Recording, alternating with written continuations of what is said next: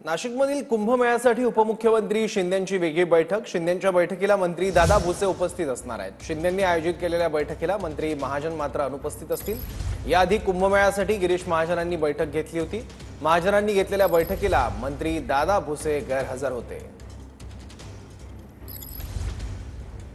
यापूर्वी गिरीश महाजन यांनी कुंभमेळ्याच्या आयोजनासंदर्भात एक बैठक आयोजित केली होती। याला मंत्री दादा भुसे गैरहजर होते। आता आज एकनाथ शिंदेंनी कुंभमेळ्यासंदर्भात एक वेगळी बैठक बोलवली आहे आणि त्याला गिरीश महाजन मात्र अनुपस्थित आहेत। याबद्दल आणखी माहिती घेऊयात। आपले प्रतिनिधी चंदन पुजाधिकारी आता आपल्यासोबत आहेत। चंदन, 2027 मध्ये नाशिकमध्ये कुंभमेळा, पण आतापासूनच शिंदेंच्या वेगळ्या भाजपच्या वेगळ्या बैठका बघायला मिळत आहेत। निश्चितपणे एकूणच सिंहस्थ कुंभमेळ्याच्या बैठकांच्या निमित्तानं महायुतीमधलं पालकमंत्री पदावरून सुरू असलेलं जे कोल्ड वॉर आहे ते एकूणच या ठिकाणी समोर येऊ लागलेलं आहे।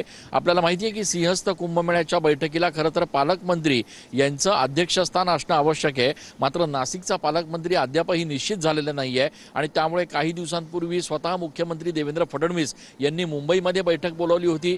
त्यानंतर एकनाथ शिंदे जे उपमुख्यमंत्री आहेत ते आज नाशिक दौऱ्यावर आहेत, ते या ठिकाणी बैठक घेत आहेत। काही दिवसांपूर्वी गिरीश महाजन यांनी एक वेगळी बैठक बोलवली होती आणि तिन्ही बैठकांचं कारण वेगळं सांगण्यात आलं होतं। मुख्यमंत्र्यांच्या नेतृत्वामध्ये बैठक होणं गरजेचं असल्याचं त्यावेळेला सांगण्यात आलं। गिरीश महाजन हे कुंभमेळा मंत्री आहेत आणि त्यामुळे ते या ठिकाणी बैठक घेत असल्याचं सांगण्यात आलं। आज शिवसेनेच्या वतीनं असं सांगण्यात येत आहे की एकूणच MMRDA आणि महत्त्वाचे खाते हे एकनाथ शिंदेंकडे आहेत आणि त्यामुळे प्रयागराज सारखी कुठलीही दुर्घटना नाशिकच्या कुंभमेळ्यात होऊ नये यासाठी खरं तर आजची बैठक घेण्यात आलेली आहे।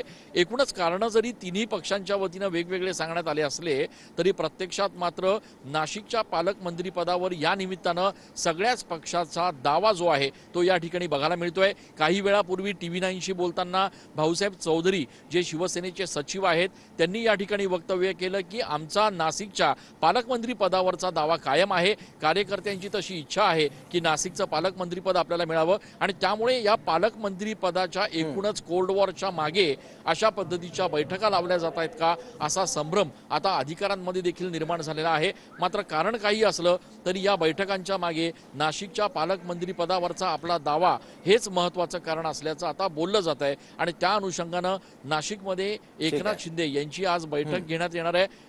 स्वतः उपमुख्यमंत्री एकनाथ शिंदे या बैठकीला असणार आहेत, त्यामुळे या बैठकीमध्ये नेमकं ते आज काय सांगतात, काय मार्गदर्शन करतात हे बघणं महत्त्वाचं असणार आहे। बरोबर चंदन, धन्यवाद या महत्त्वाच्या माहिती